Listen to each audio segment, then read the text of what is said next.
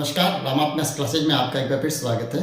पिछले वीडियो में हमने रेखाओं और कोण टॉपिक के अंतर्गत हमने कुछ आधारभूत जानकारी प्राप्त की थी, जिसमें हमने बिंदु, रेखा, रेखाखंड, फिर उसके बाद में किरण, फिर किरण से बनने वाले कोण और कोण के जो मूल जो प्रकार है उसके बारे में हमने विस्तार से चर्चा की थी। तो जो साथी पहली बार इस चैनल के साथ जुड़े हुए हैं या पहली बार इस वीडियो को देख रहे हैं, तो सबसे पहले तो उनसे मैं आग्रह करूंगा कि आप उस वीडियो को एक बार जरूर देखें, क्योंकि उसके बिना आज का जो वीडियो है वो आपको अच्छे से समझ में नहीं आएगा।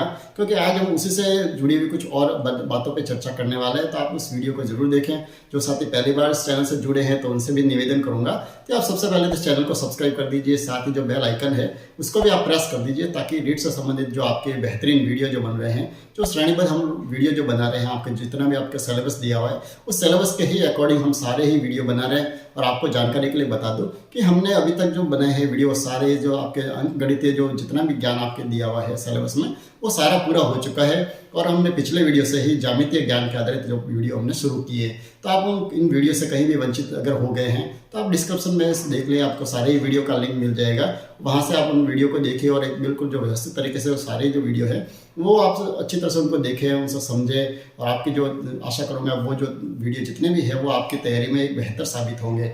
तो उसी टॉपिक को आगे बढ़ाते हुए आज हम जो चर्चा करने वाले हैं उन्हीं पर आधारित कुछ और चर्चा करते हैं। तो अगर वीडियो आपको अच्छा लगे तो आप लाइक जरूर करें और अपने साथियों के साथ इसे शेयर भी करें, ताकि उनको भी इसका बेनिफिट मिल सके। ठीक है, तो पिछले वीडियो में हमने क्या किया था, कुछ जो आधारभूत जो जानकारियाँ थी उसे हमने साझा किया था।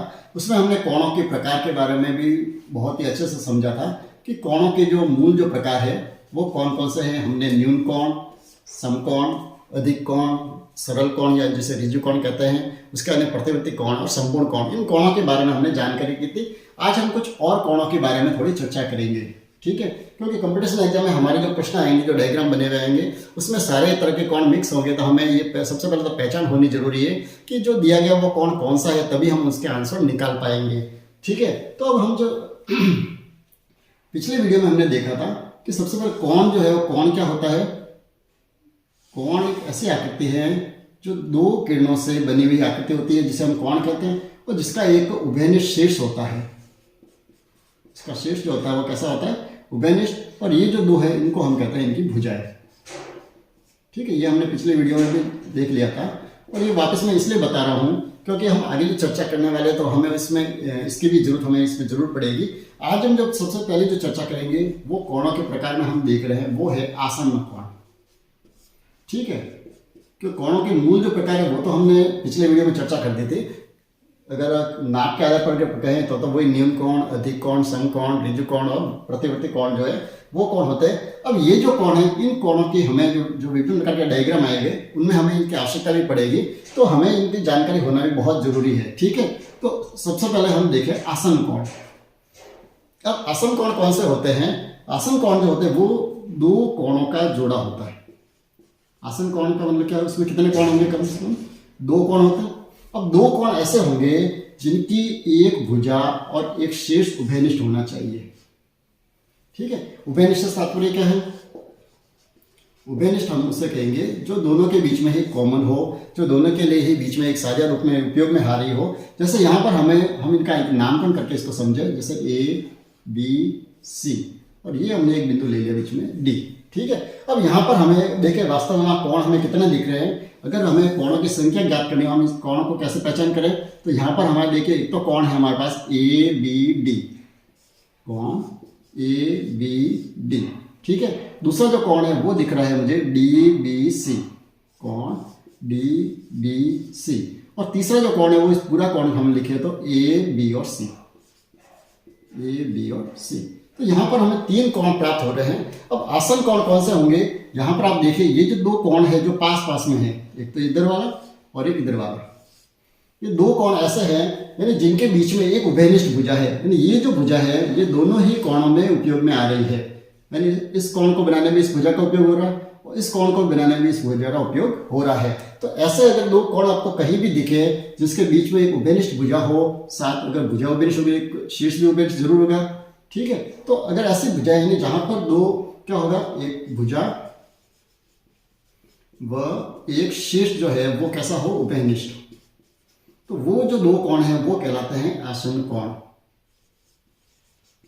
ठीक है, जैसा कि मैं हर वीडियो में निवेदन करता हूँ, इस वीडियो में आपको कहूँ कि आप जब भी वीडियो देखें तो अपने साथ कॉपी और पेन लेकर जरूर बैठें, ताकि आपको जो भी अच्छा लगे आप उसे साथ ही साथ जरूर नोट करते जाएं। क्योंकि वैसे अंकगणित में इतनी जरूरत नहीं पड़ती है, लेकिन ज्यामितीय ज्ञान में तो हर छोटी चीज़ को आप जब नोट करेंगे, क्योंकि यही छोटी चीज़ें जो है हमारे प्रश्नों को बेहतर बनाएगी और हम कहीं भी चूकेंगे नहीं। तो आप कॉपी पेन लेके इनको जरूर आप नोट करते जाइए, क्योंकि कुछ चीज़ ऐसी भी होती है जो हम इसको हल्के में ले लेते हैं कि हमें तो ये सब कुछ आता है, हम इनको क्यों नोट करें, इसको रिवीजन ही तो करना है। लेकिन यही जो छोटी चीज़ें कई बार हमारे दिमाग से निकल जाती है और हमारा एग्जाम में प्रश्न गलत होता है।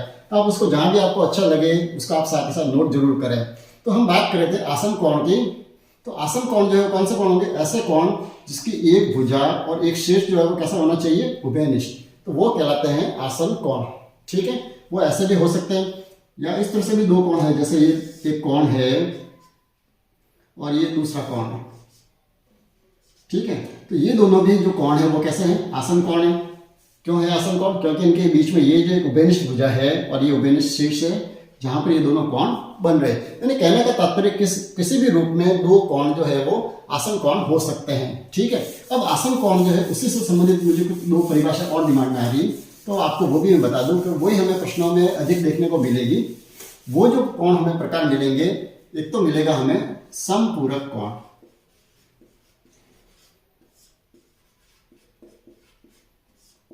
ठीक है, समपूरक कोण भी कौन से होते हैं? हम आसन कोणों की बात करें तो अब हमें अगर दो कोण इस तरह से है, ये भी है वही आसन कोण है, दो आसन कोण हो, लेकिन अगर दो आसन कोण है और उन दोनों का अगर योग जो है 180 डिग्री हो रहा हो, कितने डिग्री? 180 डिग्री, तो वो कहलाता है समपूरक कोण। ठीक है, कैसे?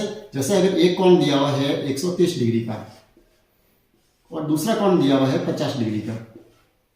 ठीक है, दो कोण है, होने कैसे चाहिए? आसन कोण होने चाहिए, यानी इसकी भुजा कैसे होनी चाहिए? उभयनिष्ठ। अब इसको अगर हम लोग डायग्राम से समझे, जैसे एक कोण जो है 130 डिग्री लगभग यहाँ बनेगा। मैं एक कच्चा डायग्राम ही बना रहा हूँ, बिल्कुल स्पष्ट नाप के हम नहीं बना रहे। मान लीजिए 130 डिग्री है। ठीक है, अब दूसरा जो कोण है 50 डिग्री, वो कैसा होना चाहिए? इसका आसन कोण। आसन कोण कहते हैं इसकी भुजा उभयनिष्ठ। यहीं से अगर हम 50 डिग्री का कोण इसके ऊपर दूसरा बनाए तो दोनों का योग कितना होगा? 180 डिग्री। ये हो गया 50 डिग्री। जब इनको दोनों को हम एक साथ बनाए तो ये भुजा उभयनिष्ठ भी हो गई, ये शीर्ष भी उभयनिष्ठ हो गया। इसका नाम दे दें, जैसे P, Q, R, ये O। ठीक है, तो ये जो दो कोण जो हमने बनाए हैं, दोनों है कैसे? आसन कोण है। और इन दोनों आसन कोणों का योग अगर 180 डिग्री हो रहा है, यानी 130 और ये 50 हमने जोड़े, कितना हो रहा है? 180 डिग्री। यानी दोनों को अगर हम साथ में बनाए तो हमें एक सरल रेखा प्राप्त होगी। ठीक है, और पिछले वीडियो में हमने देखा था जब एक सरल रेखा प्राप्त होती है तो वो कितने डिग्री का कोण बनता है? 180 डिग्री का। और 180 का अर्थ हुआ वो कौन सा कोण है? सरल कोण, या इसका दूसरा नाम है ऋजु कोण। ठीक है, तो ये जो हमें जो प्राप्त होता है इस तरह से, तो ऐसे कोणों को हम कहते हैं समपूरक कोण। ठीक है, यानी अगर एग्जाम में हमें प्रश्न कैसे मिलेगा, जैसे हमें ये पूछ लिया 145 डिग्री का समपूरक कोण बताइए, तो आपके दिमाग में सीधा आना चाहिए 145 डिग्री का समपूरक का कोण का मतलब दोनों का योग कितना होना चाहिए? 180 डिग्री। तो उसमें से एक कोण 145 डिग्री है, तो दूसरा कोण कितना होगा? जो शेष जो बचेगा वो पीछे हो जाएगा 35 डिग्री का दूसरा कोण। तो इसका जो है समपूरक कोण कितना होगा? 35 डिग्री। तो इस तरह के प्रश्न भी हमें देखने को मिलेंगे। यानी जब दो आसन कोणों का योग कितना होना चाहिए? अगर 180 डिग्री हो रहा है तो वो होते हैं समपूरक कोण। आसन कोण का एक दूसरा प्रकार और है जिसे कहते हैं पूरक कोण। ठीक है, दोनों ही शब्द बिल्कुल मिलते जुलते हैं, आप ध्यान रखें, ज्यादा अंतर नहीं है। एक है समपूरक और एक है पूरक कोण। अब पूरक कोण कौन से होंगे? दो आसन कोण होने चाहिए। इसकी भी शर्त वही है। कैसा है ये? आसन कोणों के ही प्रकार है। दो आसन कोण जिनका योग कितना होना चाहिए? अगर दोनों का योग अगर 90 डिग्री हो रहा हो, वहां बात आ रही थी कितने? 180 डिग्री की, तो होंगे दोनों समपूरक कोण। और अगर पूरक कोण लिखा हुआ है, इसका अर्थ है दोनों का योग कितना होगा? 90 डिग्री। अगर एक मान लीजिए 60 डिग्री है तो दूसरा कोण कितना होगा? 30 डिग्री का। यानी हम इसमें जो होगा दो आसन कोण है, उन दोनों का योग कितना होगा? जैसे एक है 60 डिग्री और दूसरा है 30 डिग्री। यानी दोनों को मिलाकर जो आकृति बनेगी वो हमारी कैसे बनेगी? बिल्कुल एक समकोण के जैसी, इस तरह से। तो ये हो जाएगा पूरक कोण। ठीक है, तो दोनों को ही बहुत ही अच्छे से समझ जाए कि पूरक कोण का अर्थ तो क्या है, जब दो आसन कोणों का योग कितना होना चाहिए, 90 डिग्री। अगर दोनों का योग 90 डिग्री हो रहा है तो वो है दोनों कैसे, पूरक कोण। और अगर दोनों का योग 180 डिग्री हो रहा है तो वो है समपूरक कोण। ठीक है, तो हम आगे बढ़ते हैं और कुछ और कोणों के बारे में थोड़ी चर्चा करते हैं। चलिए, तो हमने समपूरक और पूरक कोण के बारे में पढ़ा। तो पूरक कोण का आप ध्यान रखें, उसको अनुपूरक कोण भी एक शब्द कहीं कहीं आपको गाइड में जरूर मिलेगा। तो उसका अर्थ भी पूरक कोण ही है, दोनों एक ही शब्द हैं, दोनों एक ही कोण को इंगित करते हैं। तो आप ध्यान रखें कि कई कई परिभाषा में आपको अनुपूरक कोण भी मिल सकता है, तो आप उसको भी कहीं इग्नोर नहीं करें, वो भी क्या है, पूरक कोण ही है। चलिए, इसके बाद में वो आगे बढ़े और और आपको जो शब्द मिलेगा, बहुत जगह आपको प्रश्नों में दिखेगा, वो मिलेगा शीर्षाभिमुख कोण।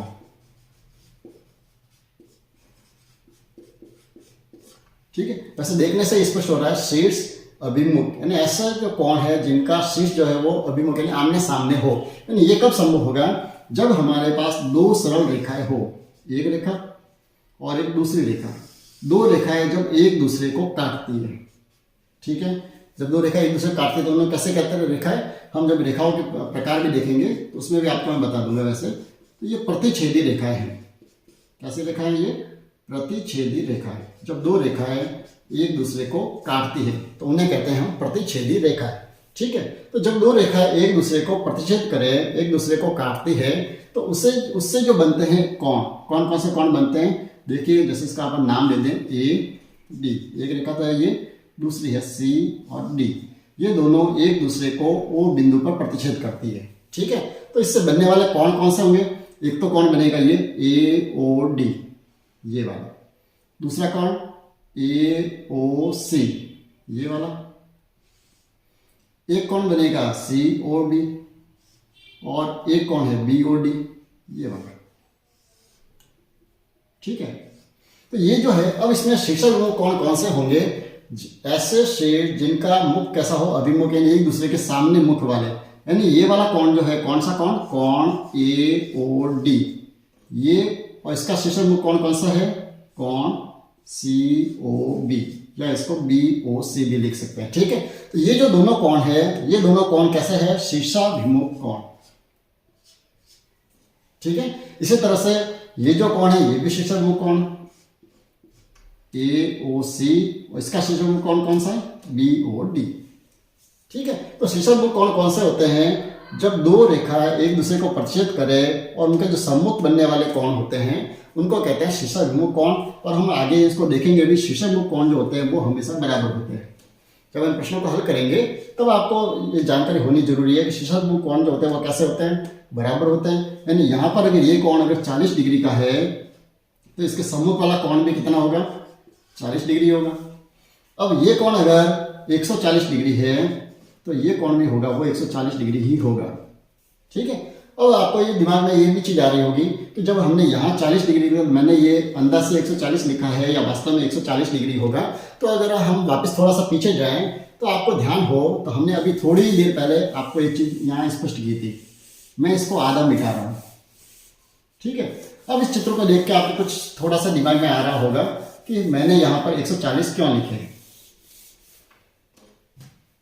ठीक है, क्योंकि ये प्रश्न हमें बहुत जरूरत पड़ेगी जब हमें इस तरह की जो डायग्राम है उनको हमको अच्छे से समझना पड़ेगा। अब आप यहाँ पर ये समझिए, यहाँ पर मैंने दो कोण ही रखे हैं। अब ये दोनों ही कोण पास पास में, तो ये दोनों कोण कैसे है, आसन कोण। ठीक है, आसन कोण है क्योंकि भुजा इसकी कैसी है, बेनिष्ठ। अब आसन कोण है और बिल्कुल एक ही रेखा पर बन रहे हैं, तो ये कौन से कोण हैं, अभी हमने चर्चा की थी, ये समपूरक कोण हैं। क्योंकि एक ही रेखा पर बनने वाले, एक ही सरल रेखा है तो इसका योग कितना होगा, 180 डिग्री। इसलिए ये 40 डिग्री है तो मैंने ये लिखा है, ये दूसरा कोण जो कितना होगा, 140 डिग्री ही होगा। तो इस तरह की जो छोटी छोटी चीज़ें ये हमारे दिमाग में नहीं होगी तो ये हमें आगे बहुत ही दिक्कत करती है। इसलिए मैं जब भी वीडियो बनाता हूँ तो हम प्रश्नों को शुरू करने से पहले ऐसी ही चीज़ों को हम बारीकी से एक बार समझते हैं। हालांकि इसमें समय आपको लग रहा हो शायद मैं समय आपका वेस्ट कर रहा हूँ, लेकिन वास्तव में आपका समय वेस्ट नहीं हो रहा है, बहुत ही अच्छा उपयोग हो रहा है। क्योंकि इसके बिना हम आगे जो प्रश्न उनको बहुत ही अच्छे से समझ नहीं पाएंगे। तो आप वीडियो को कहीं भी स्किप नहीं करें। मैं सारी वही चीज़ें लूँगा जो आपके प्रश्नों के लिए बहुत उपयोगी होगी, जो हमें आगे अध्ययन में कहीं भी दिक्कत नहीं देगी। तो आपको कहीं भी ऐसा महसूस नहीं होगा कि मैं कहीं भी आपको यहाँ फालतू आपका समय वेस्ट कर रहा हूँ। ठीक है, चलिए तो हम आगे बढ़ रहे हैं। तो ये दो रेखाएं हमने बात की, जब दो रेखाएं एक दूसरे को प्रतिच्छेद करती है तो ये तो कौन बन जाता है, कौन सा बनता है, शीर्षक कौन। अब इसके हम एक रेखा अगर और हो जाए, ठीक है, तो अब क्या ये शीर्षक कौन है क्या?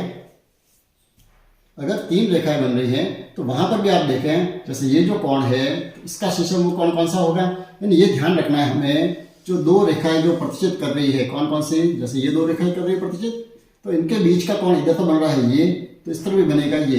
तो ये जो दोनों कोण है, इस दोनों का अपन नाम, जैसे मैं एग्जाम्पल के लिए अभी कुछ लिख रहा हूँ ए, ठीक है, इसको अपन ए से कैपिटल लेके लिखेंगे, स्मॉल ए लिख देते हैं, ठीक है। ये जो दोनों कोण कैसे होंगे, बराबर होंगे। इसी तरह से अगर हम दूसरी इस तरफ देखें, जैसे ये एक रेखा और ये दूसरी रेखा, इन दोनों के बीच में ये वाला जो कोण है, इसका शीर्षक कोण कौन सा होगा, ये वाला। तो अगर ये कोण 20 डिग्री है तो ये वाला भी जो होगा उतना ही होगा, कितना होगा, ये भी जो जितना बी है उतना का उतना, और शेष जो बचा ये वाला, इसको अपन अगर स्मॉल सी से लिखें तो इसके जो शीर्षक कोण है वो भी कितना बनेगा, सी, ठीक है। यानी शीर्षक को जरूरी नहीं है कि दो ही रेखा जो प्रतिच्छेद करें तभी बनेंगे, दो से अधिक रेखाएं भी हो सकती है, लेकिन बात ध्यान ये रखना है वो रेखा बिल्कुल आपस में सीधी होनी चाहिए। इसकी जगह अगर आपका डायग्राम इस तरह से दिया हुआ हो, जैसे ये दिया हुआ है,